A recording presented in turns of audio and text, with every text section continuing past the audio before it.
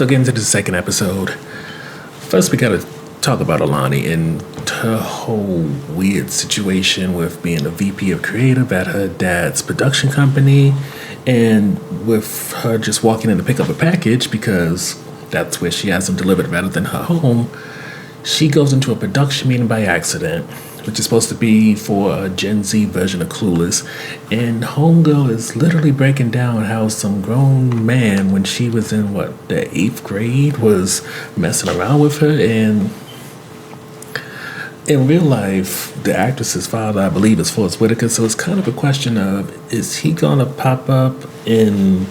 this show, or are we gonna get to see somebody else play her father's? Because I feel like there's a lot of questions that need to be asked when it comes to her upbringing and who she is that hopefully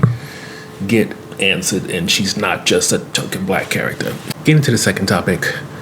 Maia clearly didn't think things through when she decided to have Talullah be brought into her world, and it becomes increasingly clear that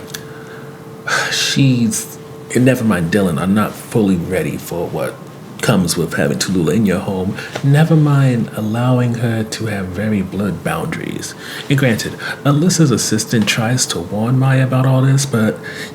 she doesn't decide to really set strong and really impermeable boundaries, so next thing Dylan knows, he's walking in on Talullah masturbating in his bed, and on top of that, Maia's learning that Talullah's apparently stole a purse from a woman named Pauline, who is an influencer who was really off her rocker, which leads to the third topic, and that's just trying to keep Talullah from getting a police report done on her. And unfortunately for both Dylan and Maia, Pauline's someone who likes to party, who likes to mess with people, so in order to try to calm things down, Talullah claims that she was a drug addict when she stole Pauline's purse. She invites Pauline over, and during that night from hell, Pauline gets not only Maia but also Dylan to do coke, and basically in order to get Pauline out of their lives and at least out of their house, Maia decides to try to out crazy the crazy and come off kind of like an abusive girlfriend toward Dylan, who's not really in on this plan, so he's like literally freaked out. But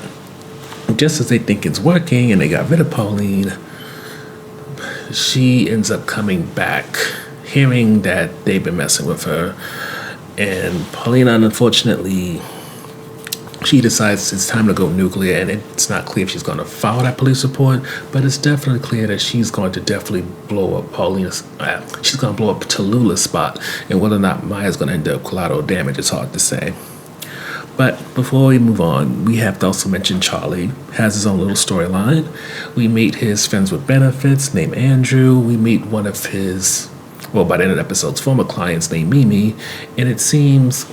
Charlie's a stylist who has somewhat of a network, but while he does enough work to pay his rent, it seems like he's not like a law roach in the industry or anything like that. He's still very much working his way through. And in this episode, he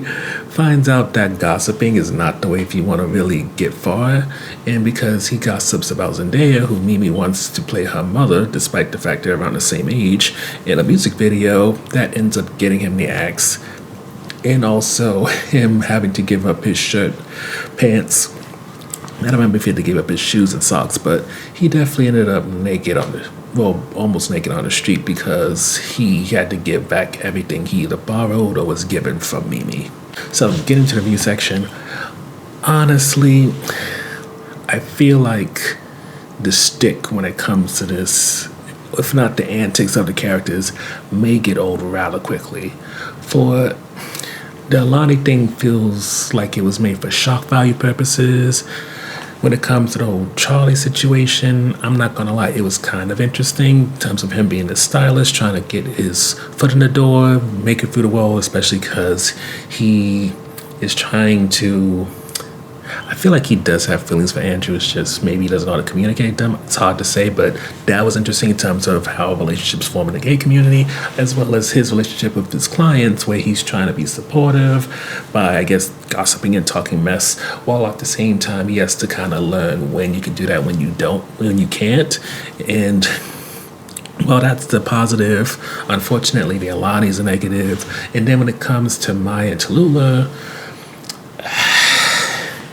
it feels a little too.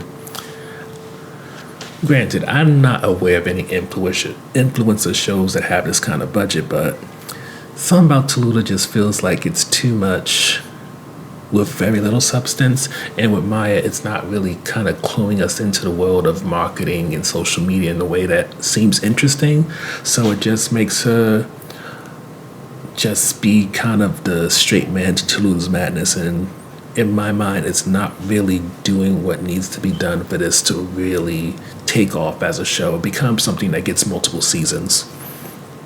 Hence why overall, I don't want to say that this show might have potentially peaked with this first episode, but I do think as much as there's potential when it comes to Charlie's character, everybody else is still very much on the bubble, and I don't feel like there's gonna be the type of effort needed to really push them forward and maybe match what Charlie's doing. But I could be wrong, but at this point I feel like unless this is a bigger hit than I'm aware of, this might be one of those one season and it gets canceled kind of shows.